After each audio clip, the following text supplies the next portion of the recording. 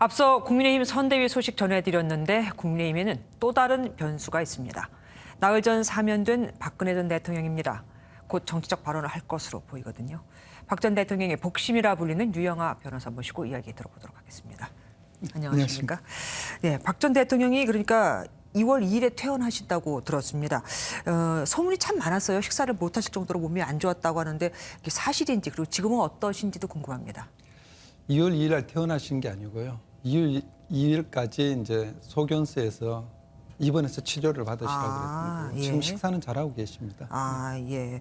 거처를 알아보고 계시다는 얘기도 들었습니다. 어떻게 네네. 협의가 잘 되고 있나요? 집 알아보고 있습니다. 몇 누가? 군데 말씀하신 적이 있어서 그 지역을 중심으로 알아보고 있습니다. 박 전 대통령이 직접 지역을 말씀하신 겁니까? 네, 대통령께서 말씀하셨습니다. 가족들하고는 협의를 안 하고 아직까지 뭐 가족들하고 접촉하거나 뭐 연락받은 사실은 없습니다. 가족들하고 접촉을 안 하시는 겁니까? 아니면 안 받으신? 아직은 뭐 저한테 연락 온 건 없습니다. 그리고 대통령께서도 뭐 따로 말씀하신 게 아직 없어서 아마 근데 네. 조만간 가족들을 만나시지 않을까 생각하고 있습니다. 네. 박근혜 전 대통령의 그 옥중 서신을 묶어서 책을 내셨잖아요. 네, 그렇습니다. 누구 아이디어였습니까? 뭐 대통령께서 말씀하셨고 말씀을 주셔서 제가 한번 추진해 본 거를 그렇게 이해하시면 될 것 같습니다.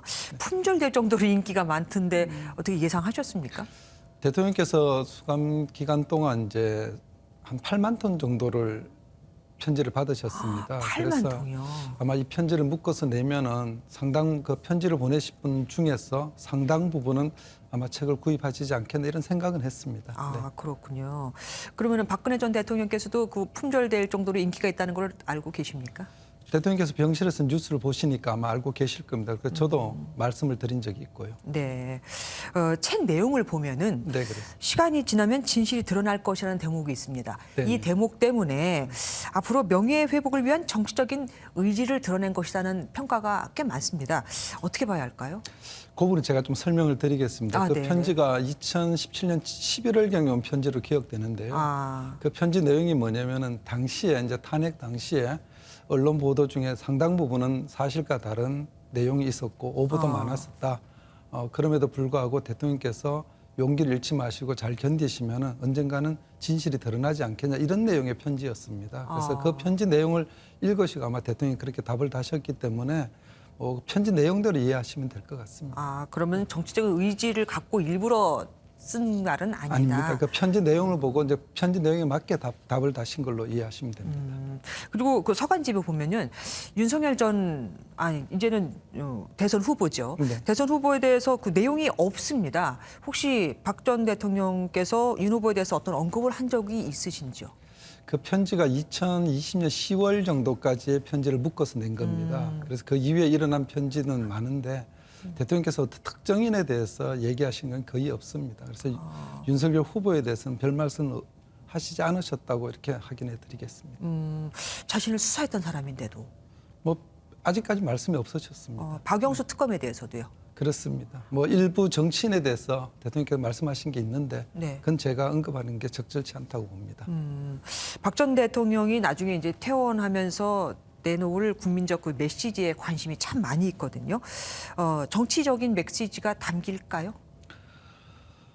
그저께 대통령을 뵀을 때 대통령께서 퇴원하시는 날 국민들께 직접 인사를 하시겠다고 말씀을 분명히 또 하셨습니다. 예. 그렇지만 그 내용에 대해서는 아직 말씀이 안 계셨고 혹여 뭐 내용에 대해서 저에게 뭐 상의하실 수는 있지만 제가 지금 단계에서 어떤 내용이 담기겠다 말씀드린 건 좀 적절치 않다고 봅니다.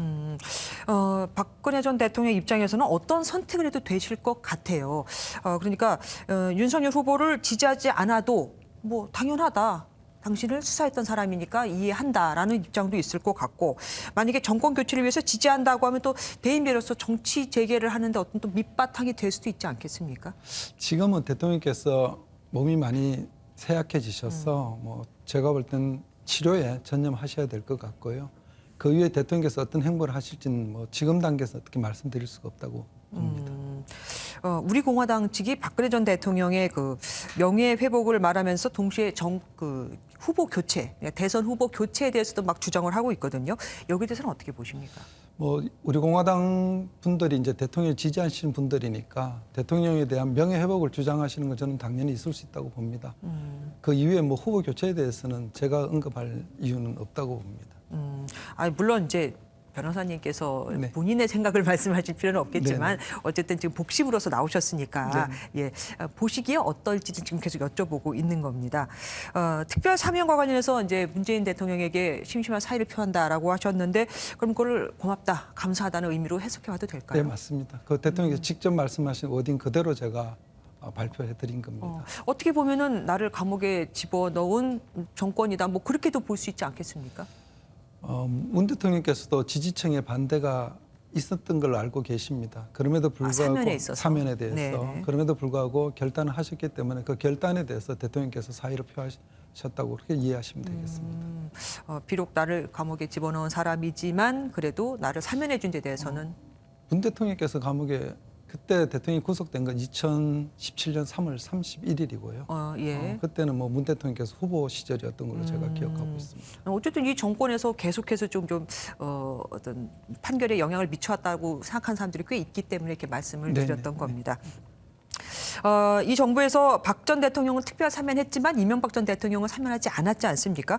이게 보수층의 분열을 노린 것이라는 말도 참 많았습니다. 여기에 대해서는 어떻게 생각하시는지요? 뭐 문 대통령께서 결단하신 부분에 대해서는 제가 말씀드린 게 언급하는 게 적절치 않고요. 다만 보는 사람 입장에 따라서는 다양한 견해가 나올 수 있다고는 그렇게 이해하고 있습니다. 뭐 그 당연한 말씀을 해주시면은 어떡합니까? 박근혜 전 대통령께서는 그걸 어떻게 생각하실지가 궁금해서 여쭤봤습니다. 대통령께서 거기에 대해서 언급하신 적은 없고요. 네. 다만 그 편지 글에도 있듯이 대통령이 수감대에 계실 동안 이명박 대통령께서 구속되셨을 때 네네. 되게 안타깝다는 말씀을 하신 적이 있었고 그게 아마 편지 내용에 답글에 기재되어 있는 걸로 저는 기억하고 있습니다.